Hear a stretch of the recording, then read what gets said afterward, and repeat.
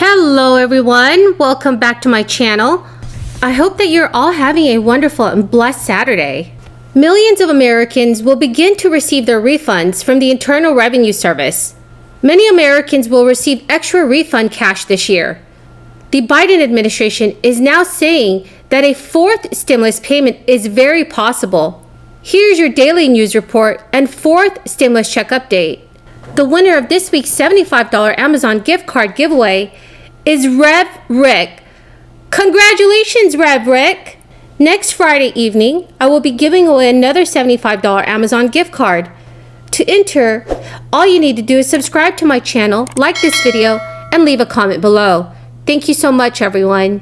More than 10 million people who lost work in 2020 and filed their tax returns early this year are going to get a special review of their tax returns. The Internal Revenue Service said Friday that it will begin issuing tax refunds this week to eligible taxpayers who filed their 2020 tax returns in February and early March and paid income taxes and all their unemployment benefits. A portion of the jobless benefits was excluded from taxable income under President Joe Biden's American Rescue Plan. The change took place roughly 1 month after IRS began accepting tax returns February 12th and before many early filers would have been able to take advantage of the new generous tax break. After a review, some people could see a tax refund, a reduced balance for their taxes due, or no change to their tax situation. Taxpayers who have not yet filed a tax return should pay attention to the new rules relating to jobless benefits. And the IRS says, follow the guidance for Forms 1040 and 1040 SR, which details how to exclude unemployment compensation. The IRS will make corrections automatically for those early filers. The Internal Revenue Service will first tackle tax returns for single individuals. That group would include tax returns that do not claim children as dependents or do not claim any refundable tax credits. The next phase will include more complete tax returns involving married couples filing jointly. The IRS anticipates it will take through the end of the summer to review and correct these returns. Taxpayers who provided bank account information on their 2020 tax returns will receive their money via direct deposit. Otherwise, a paper check will be mailed to the address on record. The waiver for jobless benefits applies to households earning up to $150,000 a year. So if your adjusted gross income is $150,000 or more, you cannot exclude any unemployment compensation. The IRS notes that it's very important to understand that the $10,200 limit is the amount of money that can be excluded from taxable income. It is not the amount of the refund. Refund amounts will vary and not all adjustments will result in a refund. The Earned Income Tax Credit is another refundable tax credit.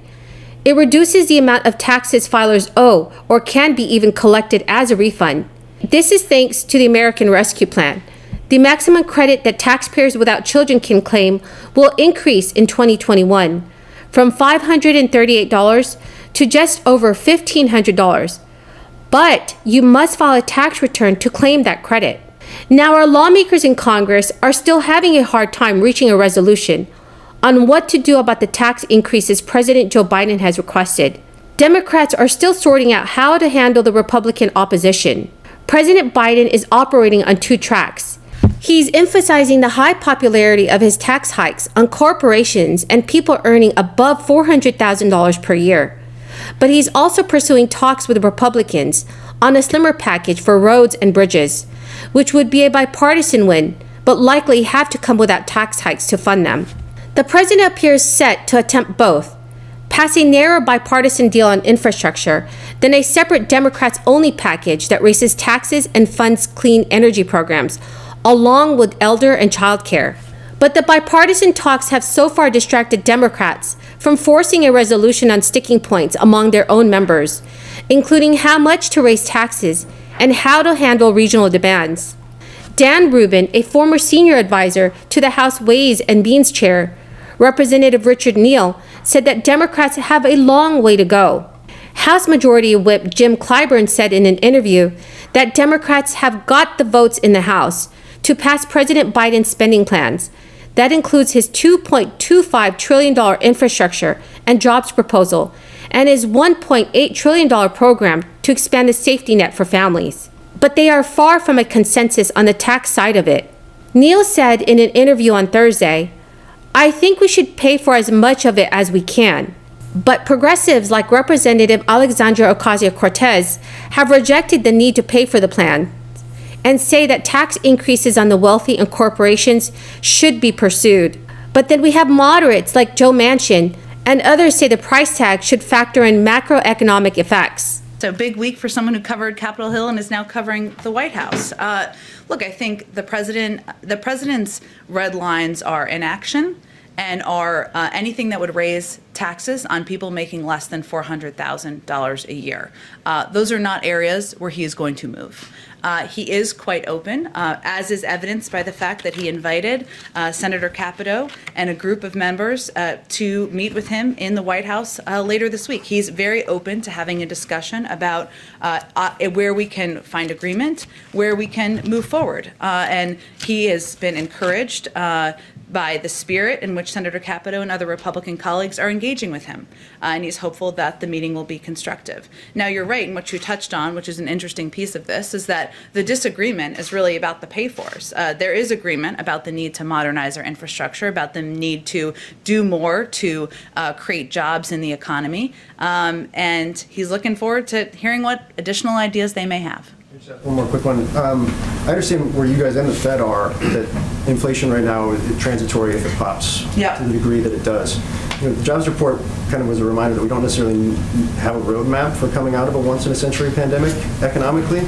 Are you guys concerned about what would happen if you're wrong and it's not transitory and this ends up being an actual real problem in the weeks or months ahead when it comes to inflation? Well, let me first say that our economic team watches this incredibly closely, including our Secretary of Treasury, who has an expansive background in watching inflation. And so we have confidence in both their assessments to date and also the fact that they will watch this as we continue to assess the state of our economy.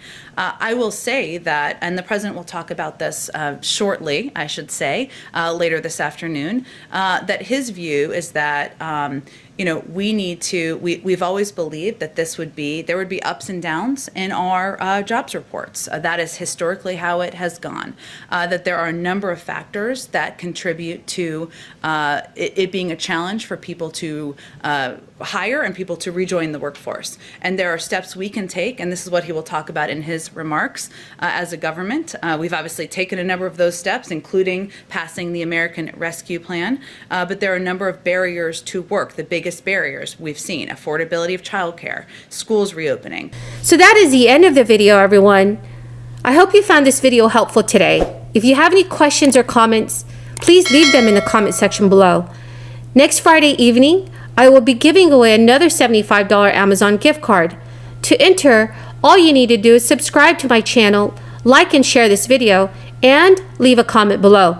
Thank you so much, everyone, and have a very, very blessed Saturday.